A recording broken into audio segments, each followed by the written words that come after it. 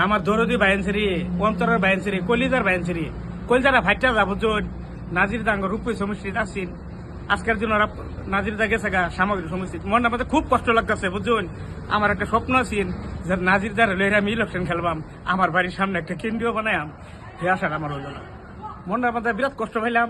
আসসালামু আলাইকুম দাদা। আমার ছোট ভাই আমার খুব ভালোবাসে, আমি আজকে কম পাইলাম। যাই হোক, আমার ছোট ভাইয়ের আশা পূরণ করুক। হ্যাঁ, তাই আমি ভাইয়ের দোয়া করি। আমার বহুত একটা স্বপ্ন আছে যে দাদা আন্য ইলেকশন কারবার রূপই সমষ্টি আমার বাড়ির সামনে একটা কেন্দ্রীয় বানায়াম, কিন্তু আমার এই স্বপ্নটা পূরণ হইল না। বহুত কষ্ট লাগছে কি বা সাইডে গেলে কি দাদা। যাই হোক, আইনে রূপই থাই বা সামগ্রী থাই ইলেকশন তো যে খেলবাম রূপই সামগ্রীতে খেলবাম, ওটা আমার সামগ্রী আমার কষ্ট করে দিবেন, আমার দোয়া করবেন। ঠিক আছে, এক লোকে থাকবা, মিলে দিলে থাকবা।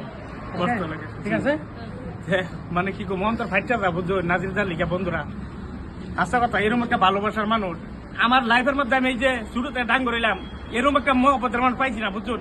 হয়তো বা নাজির দা আমার নাসি লেগিব, কিন্তু নাজির দার আমি বহুত দিন আগে চিনি। মানুষের কথা আচার ব্যবহার এতটুকু ভালা।